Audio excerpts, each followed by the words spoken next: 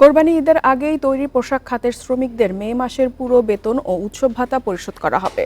সম্ভব হলে জুন মাসের বেতনও পরিশোধের তাগিদ দিয়েছেন শ্রম প্রতিমন্ত্রী নজরুল ইসলাম চৌধুরী। সকালে শ্রম ভবনে সরকার, মালিক ও শ্রমিক প্রতিনিধিদের বৈঠকের পর এই তাগিদ দেন মন্ত্রী। তিনি জানান, যানজট এড়াতে ঈদের আগে তৈরি পোশাক কারখানাগুলো সমন্বিতভাবে ছুটির সিদ্ধান্ত নেওয়া হবে। সভায় মূল্যস্ফীতির চাপে কষ্টে থাকা শ্রমিকদের জন্য টিসিবির ফ্যামিলি কার্ডের দাবি তোলে শ্রমিক পক্ষ। একই সঙ্গে শতভাগ কারখানায় ন্যূনতম মজুরি বাস্তবায়নের তাগিদ দেয়া হয়।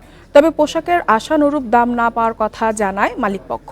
বৈঠকে বিজিএমইএ, বিকেএমইএ সহ এমপ্লয়ার্স ফেডারেশনের প্রতিনিধিরা অংশ নেন। এছাড়াও শ্রমিক প্রতিনিধি হিসেবে 6টি শ্রমিক সংগঠনের নেতারা অংশ নেন। মূল্যস্ফীতির হলে পরে কিন্তু বেতন বাড়ানোর ফলেও কিন্তু শ্রমিকরা কিন্তু খুব একটা ভালো অবস্থায় নেই, এইটাই বাস্তবতা। আর একটা হচ্ছে যে মালিকরাও যে খুব একটা ভালো অবস্থা সেটা আমি বলবো না, কারণ তারা সিএম পায় নাই।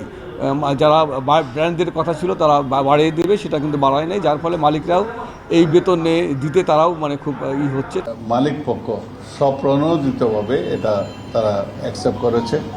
আমরা আশা করব গত ঈদে যেভাবে সুন্দর ঈদ উদযাপন করেছে শ্রমিকরা, একইভাবে এই ঈদুল আজহাতেও ইনশাল্লাহ তারা তাদের ঈদ উদযাপন আনন্দের সুন্দরভাবে করবে।